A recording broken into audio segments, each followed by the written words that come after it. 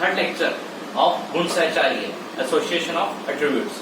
Last lecture में अपन ने सहचार्य गुणांक का यूल का सहचार्य गुणांक खत्म कर दिया था। संबंध गुणांक का अपन ने फॉर्मूला लिख के छोड़ा था, लेकिन संबंध गुणांक के अपन ने क्वेश्चन किए नहीं थे। पहली बात, आपको संबंध गुणांक और सहचार्य गुणांक में कुछ संबंध होता है। संबंध गुणांक और सहचार्य गुणांक में कुछ संबंध होता है। एक चीज आपको भी पता है कि यूल का जो सहचार्य गुणांक है उसको रिप्रेजेंट करते हैं अपन क्यू नाम से, ठीक है, और जो संबंध गुणांक है उसको रिप्रेजेंट करते हैं अपन गामा नाम से, उसको रिप्रेजेंट करते हैं गामा नाम से। तो क्यू और गामा में क्या संबंध होगा वो ध्यान रखना। जो क्यू का आंसर होगा यानी यूल का सहसंबंध गुणांक का, उसको सत्यापन कैसे करेंगे, 2y/1 + y²। ये सूत्र को आंसर को चेक करने की ट्रिक है कि यूल का सहसंबंध गुणांक और ये दोनों आपने निकाला है। आंसर चेक करने की ट्रिक क्या रहेगी, यूल का सहसंबंध गुणांक को आप चेक कर सकते हो 2 × संबंध गुणांक अपॉन 1 + संबंध गुणांक का स्क्वायर।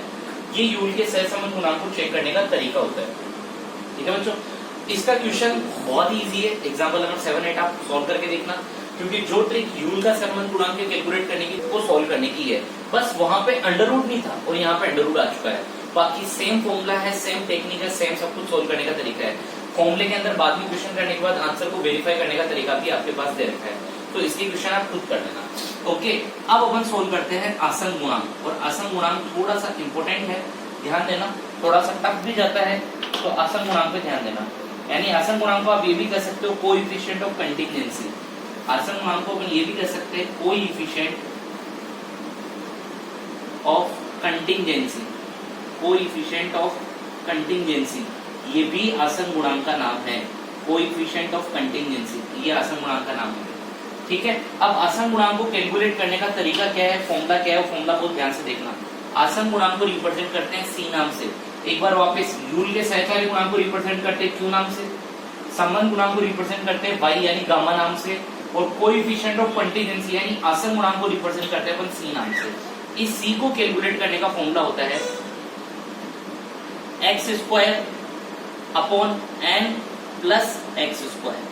फॉर्मूला क्या है, बहुत easy, x² upon n + x², और सारा डाटा किसमें आ जाएगा, अंडर रूट में। सर ये x² का मतलब क्या होता है, वो चीज ध्यान रखना। n का मतलब तो होता है total number of data, x² का मतलब क्या होगा, x² का फॉर्मूला देखना। x² का फॉर्मूला होता है AD - BC का square upon A + B, A + C, B + D, और लास्ट में C + D। इन सबको जोड़ करके मल्टीप्लाई कर दो। वापिस ध्यान देखना, बहुत ही इजी है। आसन गुणांक को सोल्व करने का तरीका क्या होता है, x² upon n + x²। x² कैसे कैलकुलेट किया जाता है, x² कैलकुलेट करने का फॉर्मूला होता है n AD - AC का स्क्वायर। कैसे कैलकुलेट होगा सब अपन साफ साफ अभी देखेंगे। n × AD - BC का square upon A + D, A + C, B + D और B + C, सबको मल्टीप्लाई कर दो और सबको जोड़ के मल्टीप्लाई कर दो, ठीक है। क्वेश्चन स्टार्ट करते हैं इसके, जिसमें अपन को आसन गुणांक को सोल्व करना अपन को देखना है। आसन गुणांक क्या दे रखा है, क्वेश्चन में क्या दिया हुआ है वो ध्यान रखना। पहले आपके सामने पूरा एज इट इज क्वेश्चन उतार देता हूं मैं, क्योंकि बहुत से जनों के पास बुक्स अवेलेबल नहीं है।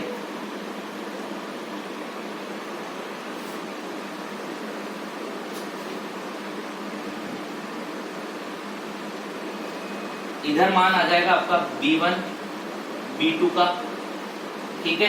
इधर मान दिया हुआ आपका A1 और A2 का। ये आपको क्वेश्चन में गिवन है डाटा, ये आपको क्वेश्चन में डाटा गिवन है। जो डाटा में वैल्यू दी हुई है वो वैल्यू लिख देता हूँ। आपका A1 दिया हुआ है 280 का, A2 दिया हुआ है आपका 550 का, और आपको B1 दिया हुआ है 480 का, और लास्ट बार B2 दिया हुआ है 350 का, ठीक है। और ये चार कॉलम में आपको वैल्यू दी हुई है 80, 200, यहाँ पे वैल्यू दे रखी है आपको 400 और 150। ये आपको क्वेश्चन दिया हुआ बच्चों, ध्यान देना, और आपको कैलकुलेट करना है आसन गुणांक। ये आपको क्वेश्चन दिया हुआ है, आपको कैलकुलेट क्या करना है, आसन गुणांक। अब आसन गुणांक कैलकुलेट करने के लिए चीज ध्यान रखना, ये जो भी फिगर दिया हुआ है ना, ये जो भी फिगर ये क्वेश्चन में आपको दिया हुआ है, आसन गुणांक को सोल्व करने के लिए आपने अभी फॉर्मूला देखा था। फॉर्मूले में क्या लिखा हुआ आ रहा था, आसन्न गुणांक को सोल्व करने का फॉर्मूला क्या आ रहा था आपका, आसन्न गुणांक को सोल्व करने का फॉर्मूला आ रहा था अपना C = x bar upon n plus x बार। और x बार को कैलकुलेट करने का क्या फॉर्मूला लिखा था अपन ने, x बार को कैलकुलेट करने का x बार को कैलकुलेट करने का फॉर्मूला n माइनस आपने फॉर्मूला क्या लिखा था, n माइनस AD और माइनस BC का whole square, AD minus BC का होल स्क्वायर, और अपोन में क्या आया था, सबकी टोटल, यानी A plus B, A plus C, ठीक है, और उसी तरह B प्लस D और B प्लस C, इन सबकी टोटल, ये फॉर्मूला था। लेकिन एक चीज ध्यान देना बच्चों, आसन्न गुणांक में A B C D आपको ये वर्ड बार बार दिख रहे हैं, पर यहाँ पे तो ना तो A दिया हुआ है, ना B दिया हुआ है, ना C दिया हुआ है, ना D दिया हुआ है, क्योंकि वहां पे एक बार ध्यान देना, जो A और B का वर्ड आ रहा है ना, वो अल्फाबेटिक वर्ड आ रहा है, मतलब छोटी ABCD का वर्ड आ रहा है, और यहाँ पे तो A और B दिया हुआ, वो बड़ी ABCD का दिया हुआ है, ना तो आपको A गिवन है, ना B गिवन है, ना C गिवन है, ना D गिवन है। एक चीज ध्यान देना, ये आपको जो गिवन है ना, ये आपका क्वेश्चन है, ये आपका क्वेश्चन का फॉर्मेट है। अब आंसर कैसे स्टार्ट करना है, आंसर ध्यान देना, जब भी आंसर आप करने जाओगे ना, ये इधर की जो चीजें ना, ये जो क्वेश्चन में चीजें दी हुई है, ये वाली B1 A1, ये जो चीजें दी थी ना B1 A1 ऊपर वाली, इन चीजों को पूरा का पूरा कर दो इग्नोर। ठीक, ध्यान देना, ये जो चीजें दी हुई है इनको पूरा का पूरा कर दो इग्नोर, ठीक है। और अब आपको नया कॉलम बना लेना है, नया कॉलम क्या बनाना है वो चीज ध्यान रखना। जैसे मैं इसको थोड़ा सा मिटा के इधर की साइड लिखता हूँ, जगह स्पेस का प्रॉब्लम है। आपको क्या करना है, A1 और जो D1 दिया हुआ है, बुक में से क्वेश्चन देखते रहना, A1 और जो D1 दिया हुआ उसको तो कंप्लीट मिटा दो, और फिर जो आपके अंदर की 4 डिजिट बची थी, जो अंदर की आपकी 4 डिजिट बची थी, उन्हीं को आपको नाम देना है ABCD का। बहुत ध्यान से देखना, जो अंदर की 4 डिजिट बची थी उसको पहले को नाम दे देना है A, दूसरे को नाम दे देना है B, तीसरे को नाम दे देना है C, चौथे को नाम दे देना। ध्यान देना, जो ऊपर A1 वाली लाइन दी हुई थी, जो इधर B1 वाली लाइन दी हुई थी, मैंने उस लाइन को इग्नोर कर दिया। A1 वाली लाइन दी हुई थी, B1 वाली लाइन दी हुई थी, उसको इग्नोर कर दिया। जो अंदर की 4 डिजिट दी हुई थी उनको क्या नाम दे दिया मैंने, ABCD। और इधर इस कॉलम की टोटल आ जाती है आपकी A प्लस C, यहाँ पे इसकी टोटल आ जाएगी आपके B प्लस B, यहाँ पे इसकी टोटल आ जाएगी आपके A प्लस B, और यहाँ पे इसकी टोटल आ जाएगी आपके C प्लस B। और लाइनें खींच दो इसमें, जैसे प्रॉपर करते हैं वैसे। बस अब आपको डाटा पुट करना है, आंसर ऑटोमेटिक आपके सामने आ जाएगा, और यहाँ पे आ जाता है n। अब देखो क्वेश्चन में आपको A दिया हुआ था 80, B दिया हुआ था 200, और आपको C दिया हुआ था वापस 400, और D दिया हुआ था आपको 150। ये चारों डिजिट आपको क्वेश्चन में गिवन थी। बस अब बाकी की डिजिट निकाल लो, तो A प्लस C क्या बन जाएगा 480, ये देखो A प्लस C ये वाली वैल्यू। A प्लस B क्या बन जाएगा 280, ये A प्लस B वाली वैल्यू। C प्लस D क्या बन जाएगा 550, ये C प्लस D वाली वैल्यू। और लास्ट में B प्लस D क्या हो जाएगा आपका 350। पर यहाँ पे एक चीज ध्यान देना, अभी जो आप पहले टेबल बना लेते हैं 9 कॉलम वाली, वहां पे तो आप n का मान कैसे निकालते थे, या तो इसकी टोटल या इसकी टोटल आपके n के इक्वल आती थी।